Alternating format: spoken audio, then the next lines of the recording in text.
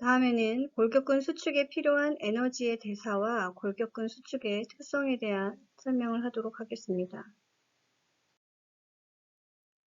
골격근이 수축을 하기 위해서는 끊임없는 에너지가 필요합니다. 그 에너지를 만들기 위해 ATP를 공급해내야 하는데 이 ATP를 생산해내는 과정은 크게 세 가지가 있습니다. 이 생산해내는 과정을 에너지 대사라고 설명합니다. 첫 번째, 크레아틴과 인산이 있습니다.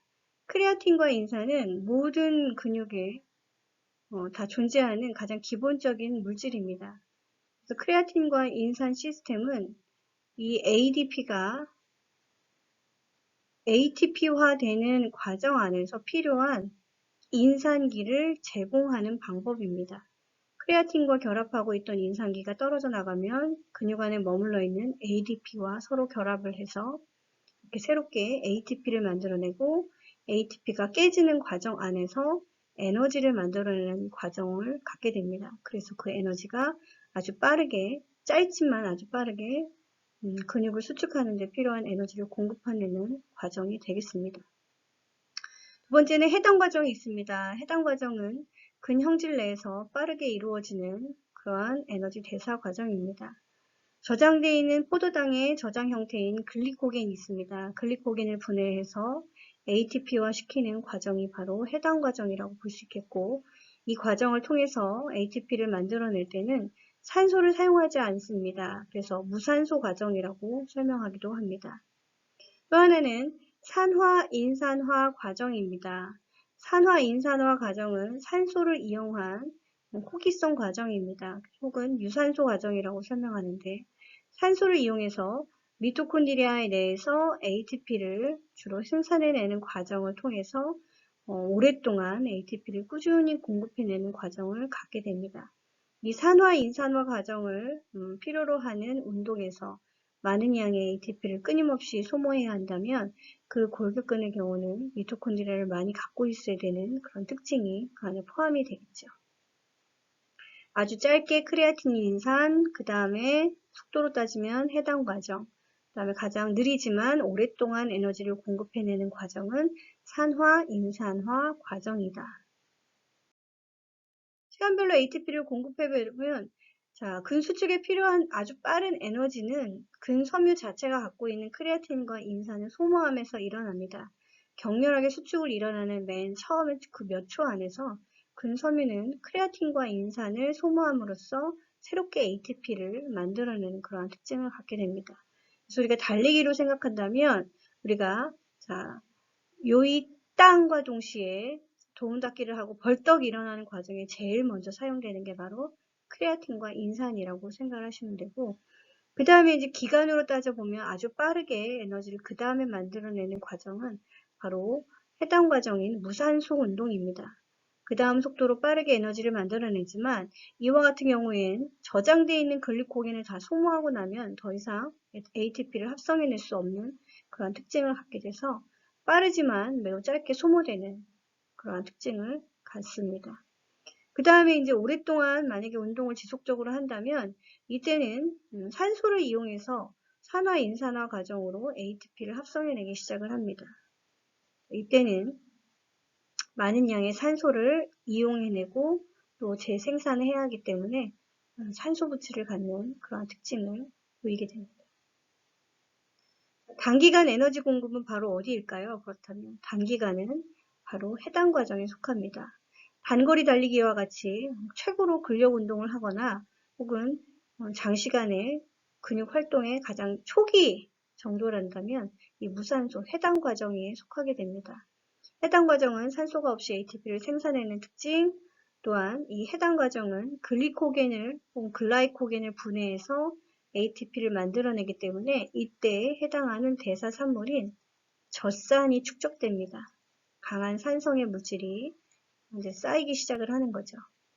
그래서 이제 이렇게 근피로도를 느낄 수 있는 반에서 실제 오랫동안 지속되는 근육 활동은 산화인산화 과정을 통해서 생산되는 ATP 에너지 대사 과정이 그 다음에 끊임없이 오랫동안 이루어지는 특징을 갖게 됩니다. 꾸준히 산소를 공급하고 미토콘드리아가 그 기능을 다한다면 오랫동안 에너지를 끊임없이 공급해낼 수 있는 것은 바로 산화 인산화 과정이 가장 잘 쓰여진다라는 거 기억하기 바랍니다. 근섬유는 수축하는 속도에 따라서 속근과 서근으로 나뉘어볼 수 있습니다. 이거는 여러분들이 갖고 있는 근육의 체격적인 조건이라고 볼 수 있습니다. 어떤 사람은 속근을 많이 갖고 있고 어떤 사람은 서근을 많이 갖고 있고 혹은 뭐 비슷하게 유지를 하고 있고 이거는 타고나는 근육의 종류라고 설명할 수 있습니다. 속근은 말 그대로 굉장히 빠르게 수축하기 때문에 속근이라고 하는 거고 서근의 경우는 상대적으로 느리게 수축을 하기 때문에 서근이라고 합니다. 속근을 fast twitch fiber라고 얘기하고 서근을 slow twitch fiber라고 설명을 합니다. 자, 이와 같이 속근의 경우는 빠르게 수축을 하기 때문에 산소 필요 없이 쌓여있는 글리코겐을 통해서 빠르게 에너지를 공급해내는 그런 속도적인 면에서 빠르게 작용을 하는 근육이고 반대로 서근은 느리게 수축을 하고 느리게 오랫동안 수축을 해야 되기 때문에 끊임없이 ATP를 공급해내야 되는 특징을 갖게 됩니다. 그래서 많은 양의 산소를 필요로 하고 또 ATP를 만들어내는데 미토콘드리아를 통해서 끊임없이 ATP를 공급하는 특징을 갖게 되겠죠. 그렇다면 상대적으로 봤을 때 바로 이와 같이 서근의 경우는 산소 공급량이 많습니다. 그래서 실제 모세혈관이 발달돼 있고 또 산소를 운반하는 근육 내에 미오글로빈이 풍부하게 자리하고 있기 때문에 근육 자체가 굉장히 붉게 보이는 그러한 특징을 갖게 됩니다. 그래서 얘를 다른 말로 레드머슬이라고도 얘기합니다. 적근이라고 표현하죠. 반대로 속근의 경우는 산소 요구량이 없습니다. 실제 산소가 필요하지 않기 때문에 모세혈관의 발달이나 미오글로빈의 함량이 낮습니다. 속근의 경우는 이렇게 염색을 하거나 색깔을 비교해 보면 하얗게 나오는 그래서 화이트 머슬이라고 설명을 하죠. 골격근 섬유의 특징으로는 이렇게 슬로우 옥시데이티브, 패스트 글라이콜라이틱, 슬로우 옥시데이티브는 산화 인산화 과정을 쓰고 있는 서근을 설명하는 거고 패스트 글라이콜라이틱은 빠르게 ATP를 생산해내야 되는 글라이코겐을 분해해서 나타나는 에너지 현상이기 때문에 이거를 우리가 속근이라고 설명합니다.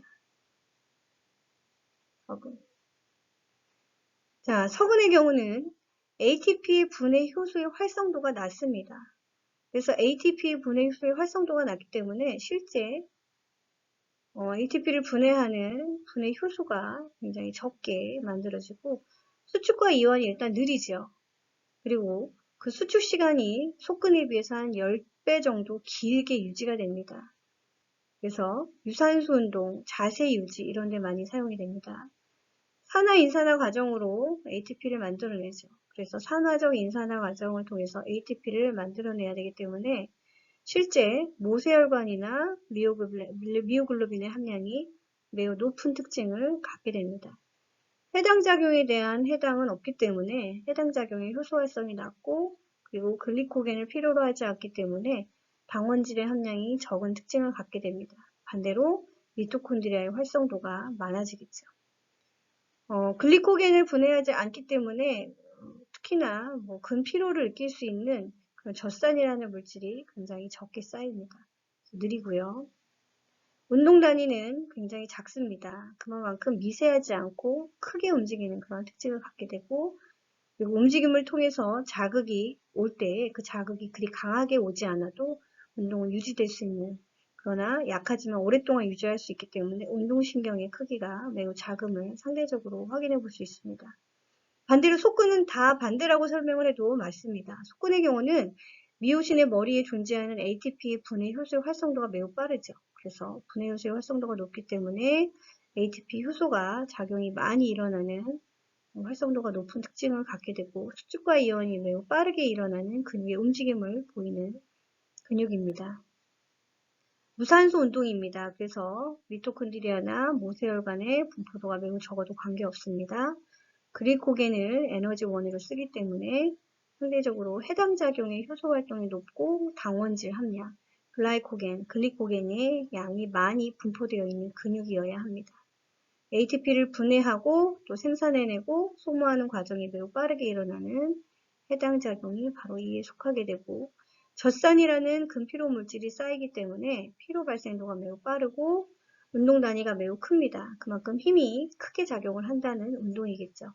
운동신경의 크기가 크다는 것도 그만큼 근육이 움직임의 필요에 있어서 강한 자극이 와서 강하게 근육 운동을 하고 있다는 걸 설명하고 있습니다.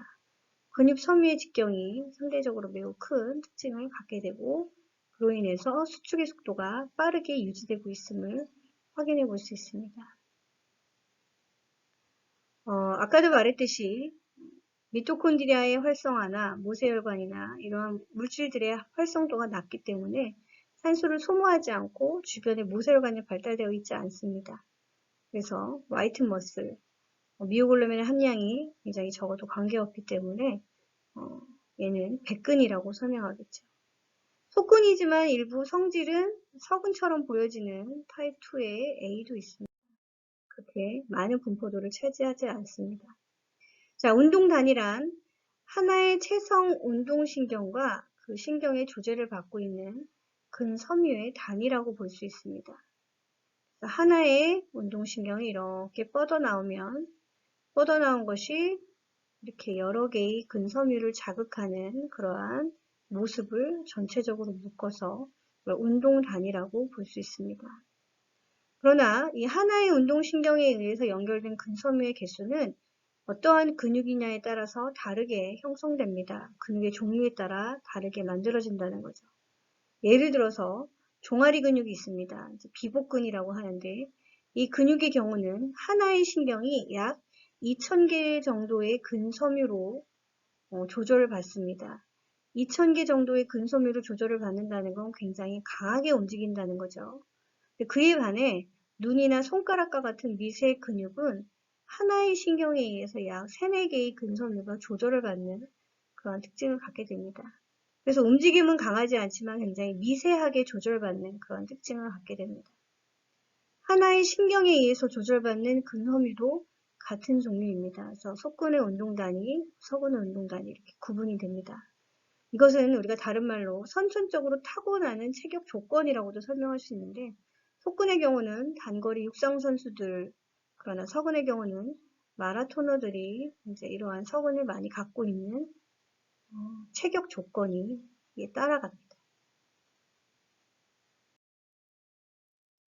연축이란 하나의 신경섬유, 운동신경을 자극하면 의에 지배를 받고 있는 모든 근섬유가 한꺼번에 이렇게 수축을 하고 이완하는 그러한 특징을 갖게 됩니다. 그래서 이렇게 자극이 오면 그 자극에 의해서 수축이 일어나고, 자극이 더 이상 오지 않으면 이렇게 이완되는, 하나의 자극에 의해서 그에 지배받는 근육들이 한 번에 수축 운동을 보이는 걸 우리가 연축이라고 합니다. 근육의 흥분과 연축 관계를 시간적으로 분석한 그림이 바로 이와 같은 그림입니다. 근섬유의 활동이 전위는 이렇게 짧은 시간 내에 진행되지만 그 자극으로 인해서 오는 수축은 상대적으로 좀 오랫동안 지속될 수 있습니다. 그래서 짧고 강하게 자극이 오지만 그 수축에 대한 시간은 이렇게 유지될 수 있는 그러한 특징을 갖게 됩니다. 우리의 일상적인 모든 움직임은 그러니까 아주 우리가 뭐 자세를 바꾼다거나 미세하게 계속해서 움직이고 있는 움직임의 형태는 바로 이 연축에 해당하는 움직임입니다. 미세하게 오는 자극들에 의해서 미세하게 움직이는 일상적인 생활, 바로 연축에 해당됩니다.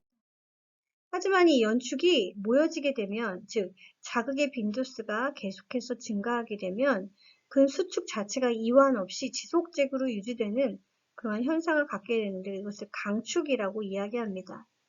첫 번째 자극이 와서 연축이라는 근육의 수축 형태를 보였는데, 그 수축이 끝나기도 전에 또 오고 또 오고 또 오고, 그리고 이러한 현상이 반복적으로 쭉 가중되어서 중첩되고 커집니다. 자극의 빈도수가 증가하면 그 수축은 점점 커지면서 결국에는 강축 현상을 갖게 됩니다. 자극의 빈도를 최대로 증가하면 근수축은 점점 커지는데, 이러한 현상은 바로 강축이라고 불러줍니다. 오랫동안 자세를 유지하는 데 어려운 이유는 바로 이 강축 가운데 자, 근피로 물질인 젖산이 쌓이기 때문입니다. 그래서 강축이라는 최대한 같은 자세로 오랫동안 유지하기 위해서 오랫동안 이렇게 자극을 받아서 근육이 계속해서 수축이 더해지는 운동을 보인다면 이로 인해서 근피로를 쉽게 느낄 수 있는 그런 모습을 갖게 됩니다. 가중이 더해져서 강축이 되는 거고 이로 인해 젖산이라는 물질이 축적되게 됩니다. 근육은 크게 수축요소와 탄성요소로 직접적으로 근수축이 이루어집니다. 그러니까 액틴과 미오신과 같은 미세섬유들은 우리가 수축요소라고 얘기합니다. 근육이죠. 그러나 이 근육이 그냥 붕 떠 있는 게 아니라 뼈대에 붙어 있는 뼈대 근육입니다. 그래서 이 근육이랑 근육과 뼈를 이어주는 탄성요소가 있습니다. 이 탄성요소를 다른 말로 건조직이라고 이야기하죠. 힘줄입니다. 텐던. 그래서 이 둘은 직렬 연결을 하고 있고 만약에 수축요소가 수축을 하거나 혹은 이완하면 탄성요소는 이때마다 근 길이의 변화에 직접적인 영향을 주게 됩니다. 근육의 길이는 이 둘의 합으로 이어집니다. 그래서 근육에 발생하는 힘은 탄성요소의 신장에 의한 장력과도 연결이 됩니다. 즉 수축요소가 짧아지고 그로 인해서 탄성요소의 장력이 생기면 이는 근육에 발생하는 힘을 만들어내게 되고 그리고 또한 다시 이 갖고 있는 장력에 의해서 근육이 다시 제자리로 돌아올 수 있도록 만들어주는 그런 원리를 만들어주게 됩니다. 기억하시길 바랍니다. 근육의 길이는 이 둘의 합으로 인해 결정이 됩니다. 근육에서 발생하는 힘은 탄성 요소의 신장에 의한 장력과도 연결이 됩니다. 얼만큼 수축을 했느냐 그리고 이 수축을 지탱하는 탄성 요소에 얼만큼의 장력이 형성되었느냐에 따라서 우리는 그 힘을 갖게 되고 그 힘에 의해서 근육이 수축을 함과 동시에 근수축에 따른 근육의 움직임을 통해 자세 변화나 혹은 어떠한 물건을 든다는지에 대한 근길이의 변화가 일어날 수 있게 되는 겁니다. 운동의 형태는 크게 두 가지가 있습니다. 하나는 등장성 수축과 또 하나는 등척성 수축 운동이 있습니다. 자, 예를 들어서 어떠한 일정한 무게를 들 때는 두갈래근, 즉 위팔 근육이 수축을 하게 되고 이때는 이제 수축 요소의 길이가 짧아지면서 상대적으로 이 수축 요소가 짧아짐과 동시에 이 탄성 요소인 텐던이 길어지면서 장력이 증가합니다. 그런데 장력의 크기가 무게를 능가하면 이와 같이 수축 요소의 길이는 더 짧아지면서 물건을 들어 올릴 수가 있습니다. 이것을 바로 등장성 수축이라고 합니다. 다시 이야기합니다. 장력의 크기가 무게를 이길 수 있다는 겁니다. 1kg을 들어 올리는데 1kg을 거뜬히 들어 올릴 수 있는 장력이라는 힘이 탄성 요소에 작용하게 되면 이와 같이 수축 요소의 길이는 더 짧아지게 되고 그래서 물건을 쉽게 들 수 있는 그래서 이게 우리가 갖고 있는 능률 일의 능력이 실제 우리가 할 수 있는 일보다 커졌을 때 등장성 수축 운동을 보이게 됩니다. 그러나 반대로 무게에 비해서 장력이 그것을 이기지 못하는 즉 그 힘을 이기지 못하는 장력이 미치지 못하는 그런 형태를 띠게 되면 수축 요소 자체는 짧아지거나 변화하려고 하지만 실제 그것을 지탱하고 있는 여기 탄성 요소가 늘어나면서 전체적인 근 길이는 변화하진 않습니다. 그러나 수축의 요소는 짧아지지만 탄성 요소 자체가 길어지는 거기 때문에 수축 요소가 변할 때 쓰여지는 에너지는 똑같이 소모되고 있는 그런 운동의 형태라고 볼 수 있습니다. 자, 이러한 것은 우리가 갖고 있는 능률, 즉 장력이죠. 능률이 우리가 해야 되는 일을 이기지 못하지만 그러나 지속적으로 근수축의 길이의 변화는 유도되고 있으며 그로 인해서 이렇게 텐던이 그 장력이 이기지 못하지만 실제 근육에는 계속해서 에너지를 소모하고 있는 운동의 형태로 볼 수 있습니다. 이것을 등척성 수축 운동이라고 설명할 수 있겠죠.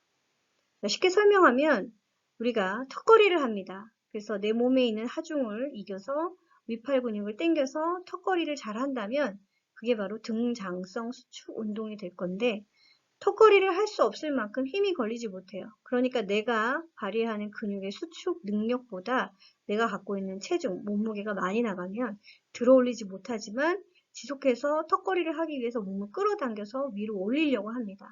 근 길이에는 변화는 없겠지만 지속적으로 우리는 에너지를 소모하고 있는 그 형태가 바로 등척성 운동이라고 설명할 수가 있게 되겠죠. 이 둘의 형태가 다르다는 거. 그러나 이 둘의 공통점이 있습니다. 이 둘의 공통점은 바로 지속적으로 에너지를 소모하고 있으며 이것도 운동의 형태라고 볼 수 있는 그러한 모습을 갖게 된다는 겁니다. 근육의 형태 중에 골격근과 조금 다른 무늬가 없는 민무늬 근육이 있습니다. 이 민무늬 근육은 세포의 형태로 봤을 때 무늬가 없어서 민무늬 근육이라고 하고, 우리 몸을 이루고 있는 여러 개의 평활근 조직을 민무늬 근육이라고 설명할 수 있습니다. 이들의 특징을 살펴보면 근수축의 형태 안에서 민무늬 근육은 일단은 핵이 한 개라는 거, 그리고 무늬가 없다는 거, 자율신경의 영향을 받고 있는 근육입니다. 상대적으로 수축력은 굉장히 크게 발휘하기 때문에 골격근에 비해서 수축을 하고 나면 줄어드는 퍼센티지가 높습니다. 골격근의 발성 과정에서는 분열 능력이 없어지지만 민무늬 근육은 일부 분열 능력이 보존되어서 손상 부위를 복구할 수 있는 그런 특징이 있습니다. 골격근 수축이 매우 빠른 시간에 이루어지는 반해서 민무늬 근육은 수축이 천천히 이루어지고 오랫동안 지속이 되는 특징을 갖게 됩니다. 근수축이 제한된 범위가 골격근에 비해서 굉장히 적습니다. 그래서 강하게 수축을 해서 예를 들어서 방광의 경우는 수축을 하고 나면 원래 길이의 35%까지 축소되는 그런 특징을 갖게 됩니다. 민무늬 근육은 액틴과 미오신의 섬유를 갖고 있지만 골격근하고 좀 달리 액틴 안에 트로포닌과 트로포미오신이 없습니다. 그냥 액틴만 존재합니다. 액틴 미세 섬유에는 Z선이 없고 대신에 서로를 붙잡아서 끌어당겨주는 역할은 바로 친밀소체라는 겁니다. 친밀소체가 존재하기 때문에 길이의 방향이 한 방향인 결이 아닌 비금 방향, 그러니까 방사형 모양으로 다양하게 배열되어서 축의 다양한 방법으로 다양한 축을 향해 수축 운동이 일어납니다. 그래서 방사형 수축을 하고 있기 때문에 근 길이가 매우 짧아질 수 있는 특징을 갖게 됩니다. 가로 배열이 아니라 이와 같이 방사형 배열로 수축 운동을 하고 있다는 것. 이것이 바로 민무늬 근육의 특징입니다. 민무늬 근육의 수축 과정의 또 하나는 ATP 소모량이 매우 적다는 겁니다. 왜냐?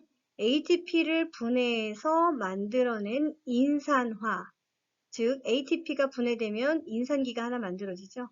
ATP를 분해하면 ADP와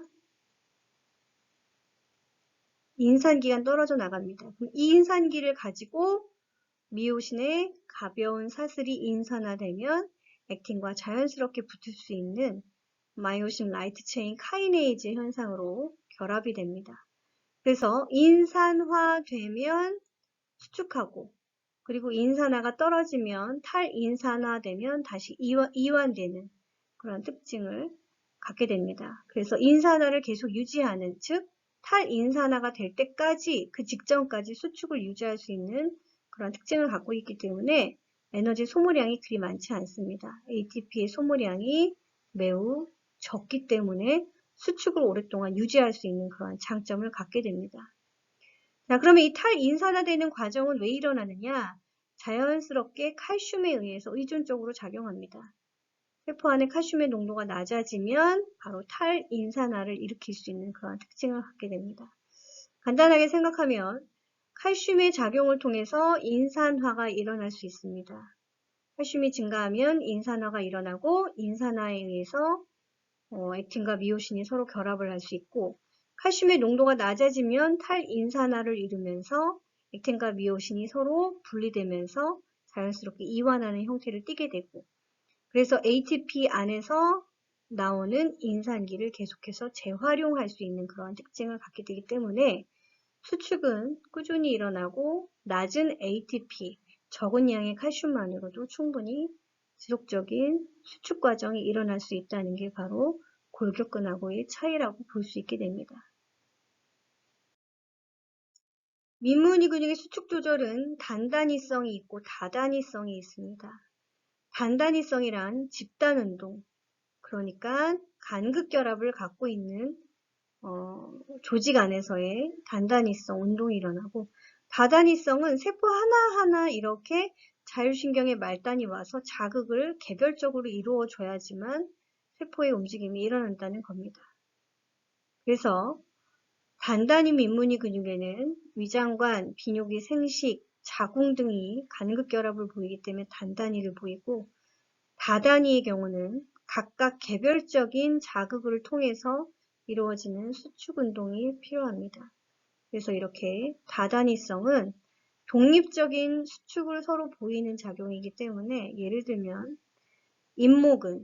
임모근이란 땅구멍을 잡고 있는 근육입니다. 그리고 또 모양근이란 수정체의 조절에 관여하는 근육입니다. 그리고 홍채 근육, 그리고 일부 혈관의 민무늬 근육들이 이러한 다단히성 민무늬 근육으로 개별적인 자극을 통해 독립적으로 수축을 일으키는 형태를 띠게 됩니다. 자, 정리합니다. 네, 요약, 책에 나와 있는 마지막 PPT의 요약 정리들인데, 근육은 각각의 구조에 따라서 골격근, 심장근, 그리고 평활근으로 구분하고, 각각의 근섬유는 절연체로 둘러싸여 있어서 독립적인 수축이 가능합니다. 그 얘기는 뭐냐면 집단 수축을 하지 않는다는 겁니다. 개별적인 자극이 와야지만 각각의 수축 운동이 일어난다는 거. 그리고 규칙적인 배열을 갖게 되고 가로무늬를 갖고 있으며, 미오신은 굵은 미세섬유, 액틴은 가는 미세섬유다. 에너지를 쓰는 과정 안에서 에너지를 합성해내는 것을 대사라고 한다면 가장 빠르게 크레아틴 인산, 그 다음에 해당 과정, 그 다음에 산화 인산화 과정을 통해 ATP가 만들어지고, 수축하는 속도에 따라서 속근과 서근으로 구분합니다. 하나의 운동신경에 의해서 조절되는 근섬유는 다 같은 종류이고, 그리고 근수축에 필요한 수축 단백질인 미오신과 액틴 자체가 짧아지는 것은 아닙니다. 다만 액틴과 미오신이 서로 교차 연결다리를 형성해서 겹치고 풀어지는 과정에서 근수축이 일어난다는 겁니다. 운동신경에 자극이 와야지만 골격근이 꼭 수축을 하게 되어 있습니다. 서로 액틴과 미오신이 슬라이딩 작용을 통해 미끄러져 들어가면 미오신이 고정되어 있고 액틴이 들어가는 거죠. 근 길이가 짧아지고 그때는 수축이 일어납니다. 지속적인 ATP와 높은 양의 칼슘이 와야지만 수축에는 작용이 일어납니다. 근육이 어떻게 흥분하느냐에 따라서 장력은 다르게 발생합니다. 또 운동 단위가 많을수록 더 큰 장력이 발생합니다. 그리고 수축 요소와 탄성 요소로 나뉘어서 작용이 일어납니다. 자, 여기까지가 근육에 대한 수업의 정리입니다.